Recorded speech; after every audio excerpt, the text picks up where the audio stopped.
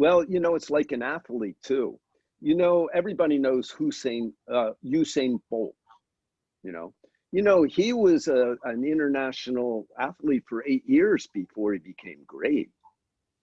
And what happens with an athlete, I'm sure it happens with musicians too, is they make a little progress and it's very hard, but they have some drive to, and then they make some more and then they're happy and they can play and stuff. But actually, the better they get, the harder it is to make progress. And, I was telling the translator the other day, there's a very interesting thing about Usain Bolt. And what I mean by, sort of making your attention like a little bit of a laser, when you run these short races, with the long races, people start standing up because it's a long race. But in the short races, they're crouched way down and they drive themselves forward, and then slowly, as they're driving forward, they're coming up until after 20 or 30 meters, they're upright running. Well, one of the things you want to train in a short distance runner is when they start, they don't go side to side. They really put all their energy going forward.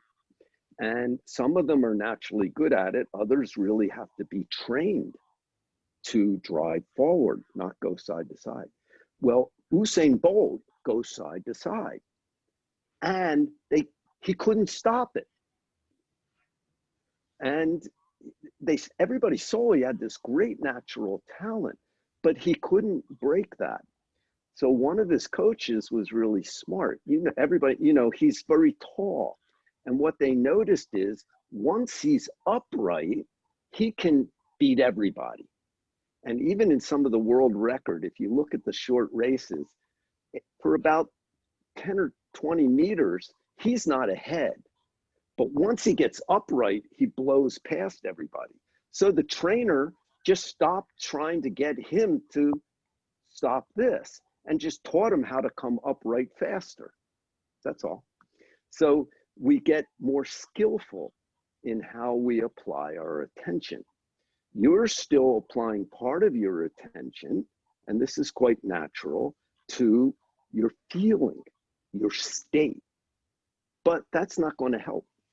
That's wanting something, Just apply it to, okay, yeah,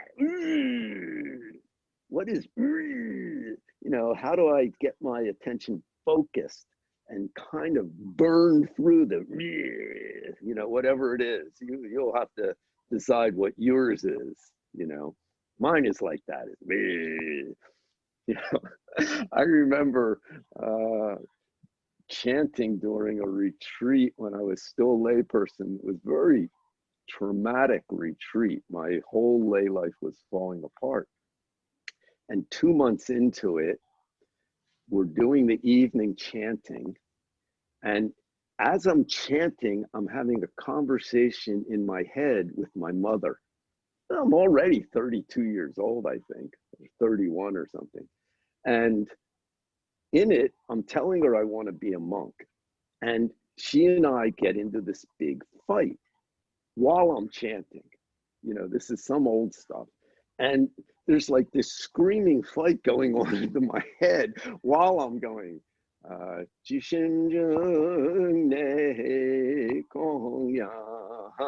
first one where we're bowing. And suddenly, in this screaming fight, it's like a fist of energy from somewhere deep in my brain came shooting up and crashed against the inside of my skull. And as we're going down bowing, I was starting to lose my vision in the room. So as we hit the floor, I slammed my head twice into the floor.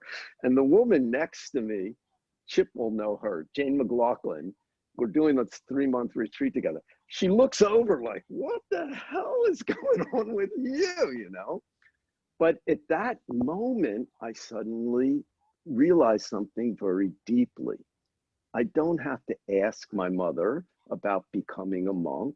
I don't have to explain to her why I want to be a monk. It doesn't matter whether she understands or not. I know that's, well, that was where that ended. It took a year for the other part to come out. I know that's my way, okay?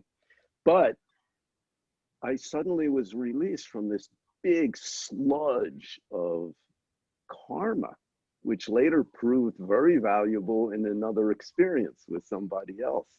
And that's what it is. We've got these ice balls, these thought masses. And when we first practice, there's many suffering and difficulties, but we find some relief, and that's excellent. But as you go on, one of the signs that your practice is getting stronger is the frustration becomes strong. So you just need to not spend a lot of energy being frustrated that you're frustrated and comparing it to a feeling, and just, okay, this is going to be maybe forever, and focus. That's why one of the paramitas is endurance. I mean, Buddha might have had the same thing. I always imagine Buddha like 3 or 4 years into his practice thinking, did I make a mistake? I should have just stayed home with my wife. I mean, look at me, I'm skin and bones. I haven't gotten any good result.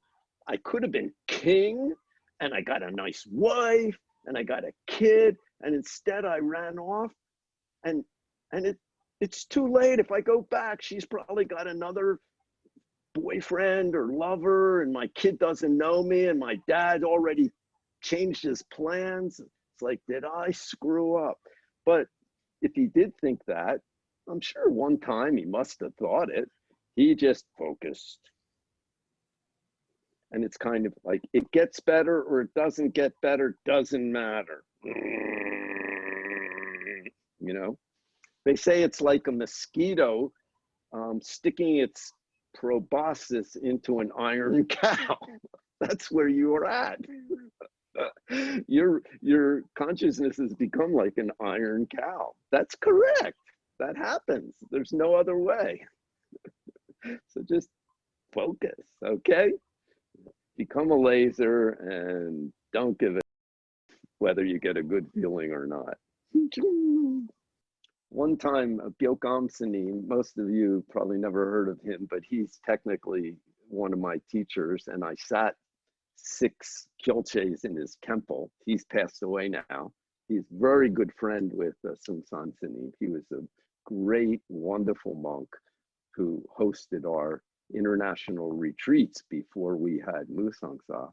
He was yelling at me. I understand some Korean, and I knew he was yelling at me why I don't speak Korean.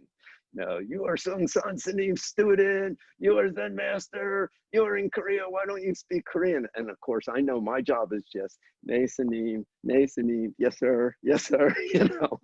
But Seung Sunim stepped in and he pointed to my head and he said, in Korean, he said, this monk's head cannot learn language. And then Byeok Am Sunim kept yelling at me anyway, and Seung Sunim turned to him and said, why don't you learn English? and then Byeok Am Sunim said, oh, very good, thank you. And he never bothered me again. So I have to thank Seung Sunim for protecting me. But that's my karma. I live half my life outside America, but I can't learn any language except English. Cry. But in any case, to anyone who speaks more than one language, I bow.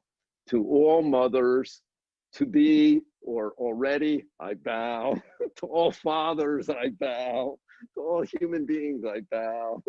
Actually, to dogs and cats and everybody, you know, everyone in this universe supports us by either helping us or giving us a hard time. So, but you guys realize the value of practice, even though it can be very frustrating. So, you know, Santini was right. Just do it, you know, keep it on the mind and just do it. Okay, so have a very good week. Stay healthy.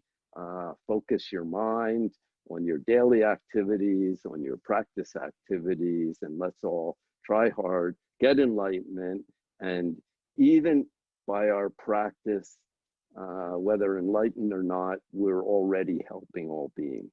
So thank you very much.